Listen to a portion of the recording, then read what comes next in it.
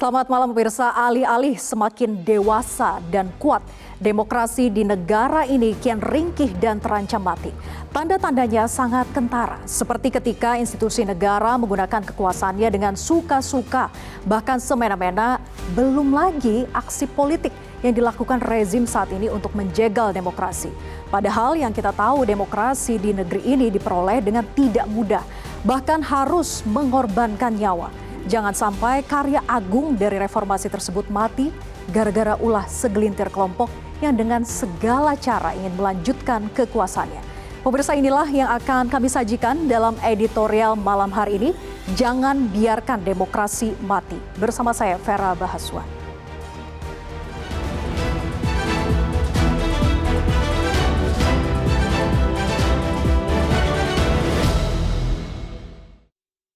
Jangan biarkan demokrasi mati.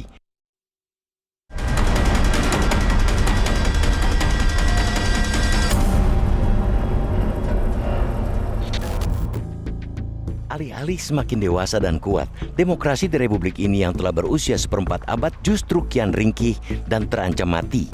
Celakanya lagi, memburuknya kondisi karya agung reformasi itu justru akibat ulah mereka yang bisa berkuasa karena ada reformasi. Demokrasi memang belum sepenuhnya mati, akan tetapi tanda-tanda ke arah sana kian kentara. Demokrasi mendekati kematian, salah satunya ketika institusi negara menggunakan kekuasaannya dengan suka-suka, bahkan semena-mena. Demokrasi terjerembab ke jurang kegelapan, antara lain tatkala hukum disalahgunakan demi kekuasaan dan kekuasaan berada di atas hukum. Saat-saat seperti itulah yang belakangan terjadi di negeri ini. Banyak aksi politik yang dilakukan rezim saat ini bisa disebut menjegal demokrasi. Beberapa waktu lalu misalnya, Presiden bersemangat memveto putusan Mahkamah Konstitusi terkait dengan Undang-Undang Cipta Kerja. Dalam putusannya tertanggal 25 November 2021, MK menyatakan bahwa Undang-Undang Cipta Kerja inkonstitusional bersyarat. Omnibus Law itu dianggap cacat secara formal dan cacat prosedur serta wajib diperbaiki dalam jangka waktu 2 tahun. Akan tetapi, bukannya memperbaiki, pemerintah justru menyikapi putusan tersebut dengan menerbitkan peraturan pemerintah pengganti undang-undang atau Perpu Cipta Kerja pada 30 Desember 2022. Perpu yang kemudian diamini oleh DPR yang memang dikuasai oleh koalisi pemerintah per 21 Maret 2023. Undang-undang jelas dan tegas menyatakan putusan MK bersifat final dan mengikat. Karena itu, pemerintah wajib menjalankan, bukan semaunya menyiasati. Ketika penguasa seenaknya menyikapi produk hukum berarti demokrasi sedang disakiti. Dalam urusan Undang-Undang Cipta Kerja, harus kita katakan pemerintah Presiden Jokowi menjegal demokrasi. Perilaku buruk yang menyakiti demokrasi dipertontonkan pula oleh MK. Yang mencolok ialah ketika mereka mengabulkan uji materi soal masa jabatan pimpinan Komisi Pemberantasan Korupsi yang diajukan Wakil Ketua KPK Nurul Gufron. Dalam putusannya, MK menyatakan masa jabatan komisioner KPK disamakan dengan lembaga-lembaga negara lain, yakni 5 tahun dari sebelumnya 4 tahun. Pasal tentang masa jabatan pimpinan KPK bersifat open legal policy yang menjadi wewenang pembuat undang-undang, yaitu pemerintah dan DPR, bukan ranah MK. Kalau kemudian MK mengambil alih wewenang itu, jika MK menyerobot hak institusi lain, berarti mereka merusak demokrasi. MK pun akan kian tebal tercatat dalam sejarah buruk ketatanegaraan jika mereka mengabulkan judicial review terkait dengan sistem pemilu dari proporsional terbuka kembali menjadi proporsional tertutup. Putusan yang akan diketok palu Kamis lusa akan menjadi penegasan apakah MK memang penjaga konstitusi atau justru perusak demokrasi. Gejala terkini bahwa demokrasi terancam mati diperlihatkan secara telanjang oleh pemimpin tertinggi bangsa ini.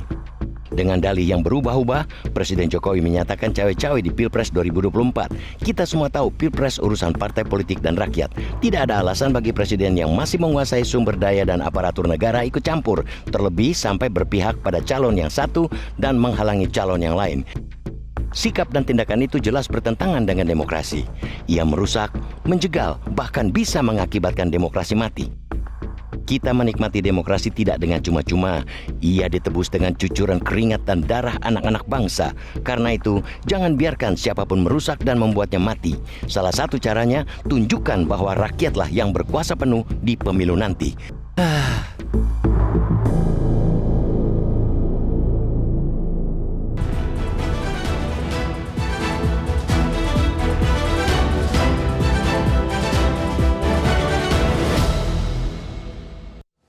Dan untuk membahas lebih lanjut terkait dengan topik editorial malam hari ini sudah hadir bersama saya anggota Dewan Redaksi Media Group, Bang Abdul Qohar. Selamat malam. Selamat malam, Vera. Baik, Bang Qohar, topik kita malam hari ini yaitu jangan biarkan demokrasi mati. Pertanyaan saya kemudian begini, memangnya sudah ada tanda-tanda sakit parahkah atau hampir mati sehingga dikatakan jangan biarkan demokrasi ini mati? Iya, paling tidak yang paling terlihat ada 4 indikator ketika demokrasi sedang dipukul mundur dan terhuyung-huyung.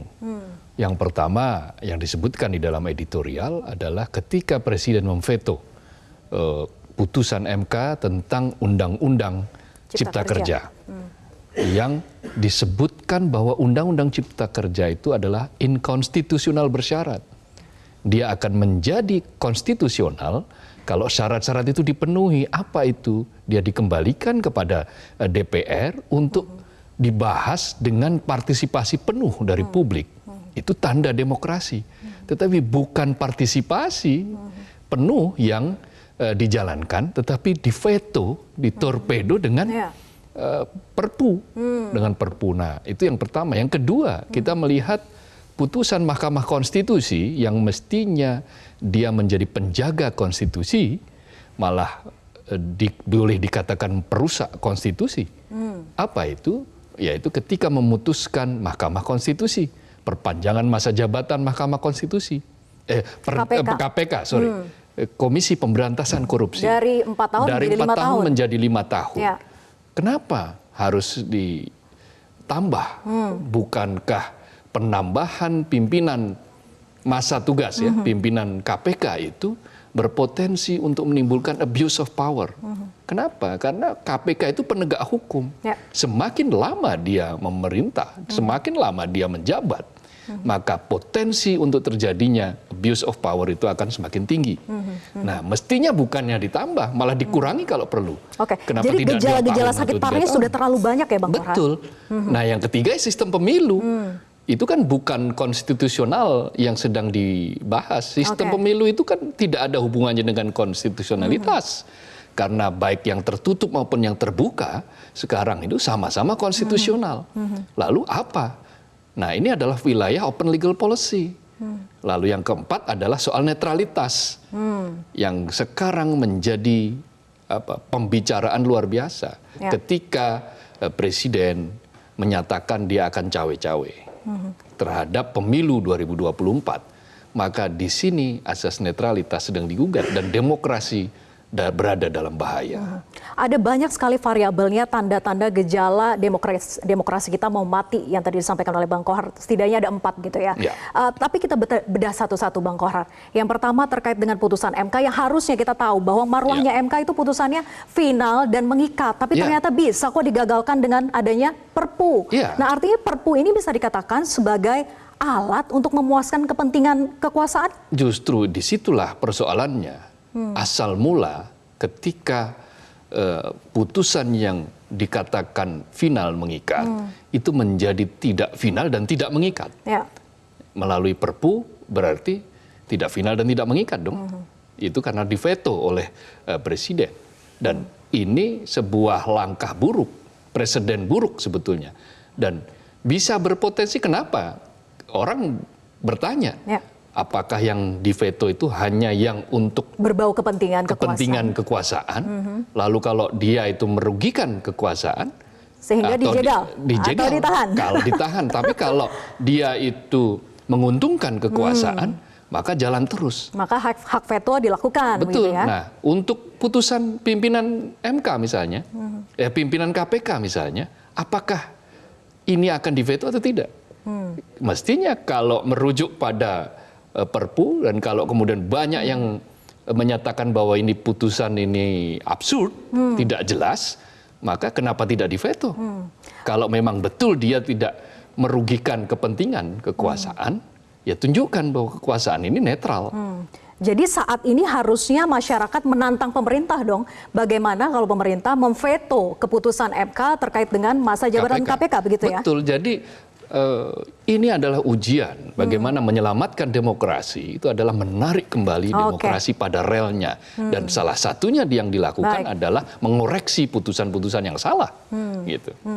Bagaimana semangat ini agar bisa menyebar ke masyarakat begitu ya, untuk sama-sama kita dorong bahwa partisipasi publik ketika keinginan demokrasi ini benar-benar ditegakkan kembali ke relnya, bisakah itu dilakukan? Tapi kita bahas usai jeda, tetaplah bersama kami di Editorial Malam.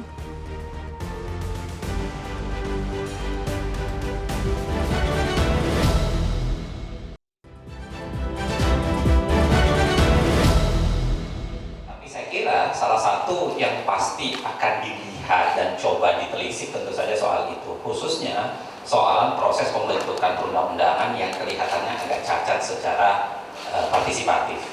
Kita sepakat bahwa kalau nyusun undang-undang itu sebaiknya digeser sentralnya itu lebih pada publik sekarang.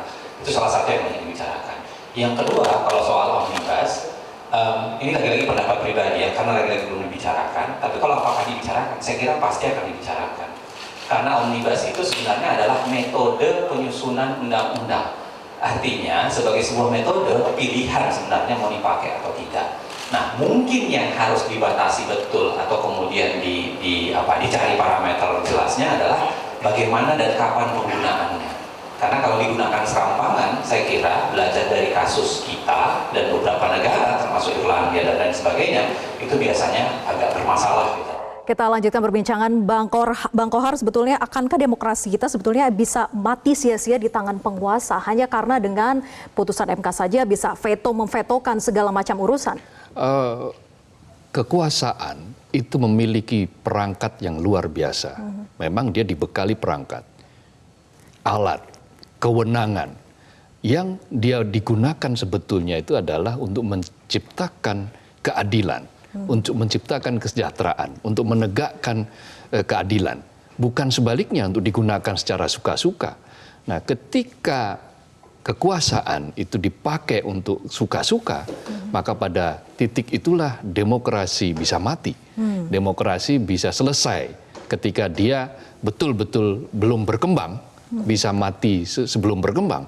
Itu yang terjadi. Nah, kenapa kita mesti memenangkan demokrasi? Kenapa kita mesti menyelamatkan demokrasi? Karena pertama bahwa demokrasi adalah jalan konsensus yang sudah kita pilih, yang kita yakini. Yang kedua, demokrasi kita ini di mana-mana itu dianggap sebagai cara yang terbaik untuk menuju kemajuan dan kesejahteraan.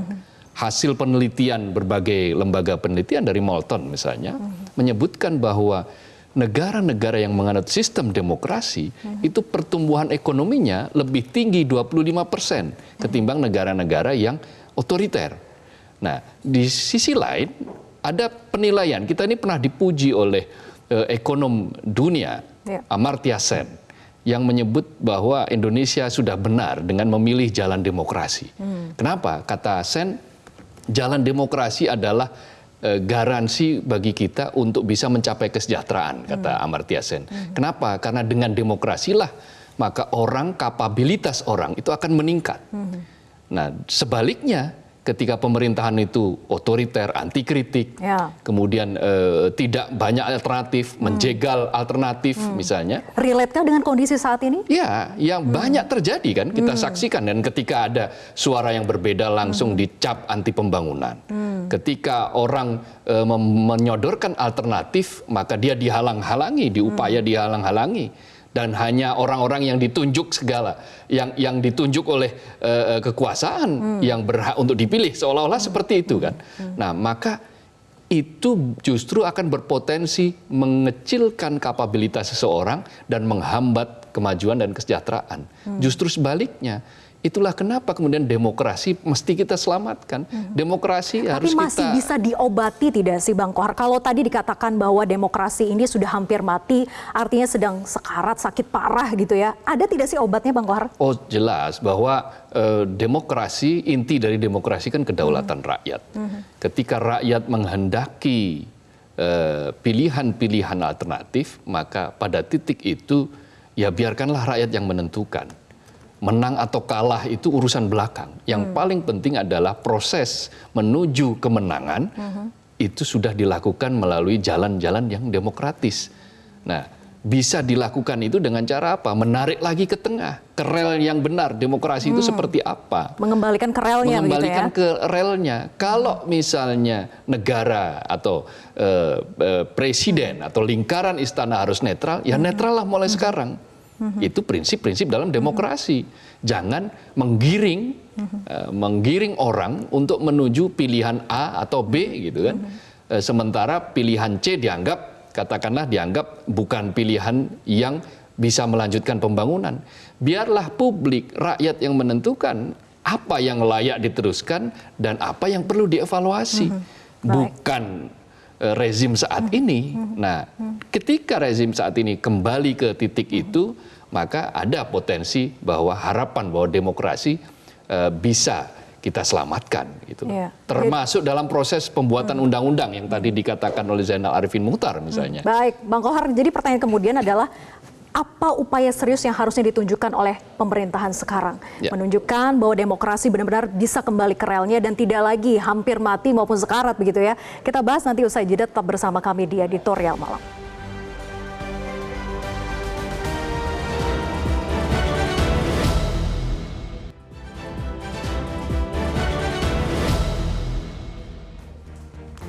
Berikut ini pemirsa, kita simak hasil polling yang kami himpun dari akun Metro TV di sosial media Twitter.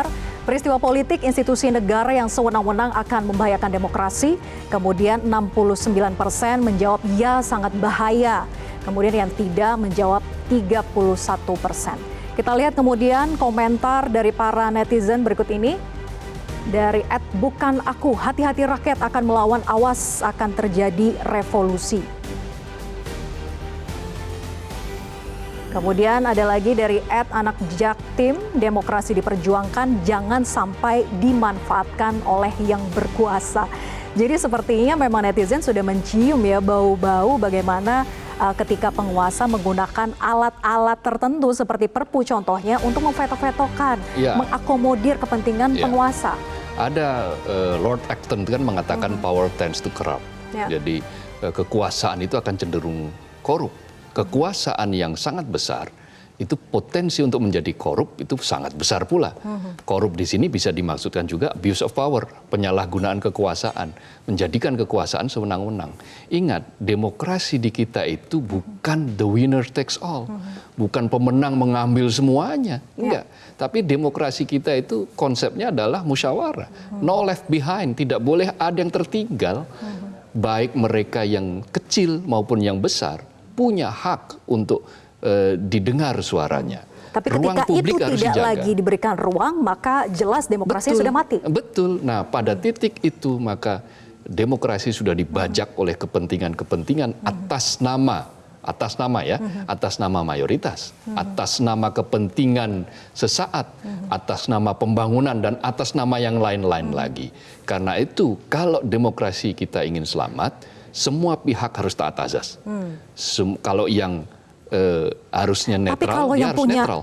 Yang berkuasa, yang sewenang-wenang, bagaimana untuk menjaga dan mengembalikan ke relnya, Bang Kohar? Rakyat harus mengoreksi itu. Karena itu semua elemen demokratis, semua aktivis demokrasi, semua institusi-institusi yang masyarakat sipil yang digerakkan, yang punya kepedulian oleh demokrasi, harus memperjuangkan ini dan harus mengingatkan penguasa ini bahwa bahaya apabila memukul demokrasi ini, justru kita akan terpukul sendiri, menjadi bumerang bagi kita, kemajuan tidak didapat, kesejahteraan juga semakin sulit, maka masyarakat ya boleh jadi nanti akan marah kan. Nah, seperti ancaman netizen tadi ya. Nah, ini yang kita cukup hindari. Mengerikan sebetulnya. Ini yang kita hindari bahwa kita tidak ingin mengulang hal-hal buruk di masa lampau, yang kesalahan-kesalahan di masa lampau ketika kekuasaan digunakan sesuka-sukanya. Apalagi kalau kembali ke Orde Baru begitu ya, kalau demokrasinya mati. Masa lampau itu, maka di situ kekuasaan dijalankan secara ugal-ugalan dan pada titik itu rakyat marah. Ya, itulah pentingnya bagaimana semua pihak, semua elemen sama-sama serius untuk bagaimana mengembalikan demokrasi ke relnya agar jangan biarkan demokrasi ini mati. Terima kasih Bang Kohar sudah bergabung sama kami di Editorial Malam. Dan pemirsa, demikianlah editorial malam. Saya Vera Baswan pamit undur diri. Terima kasih atas kebersamaan Anda dan sampai jumpa.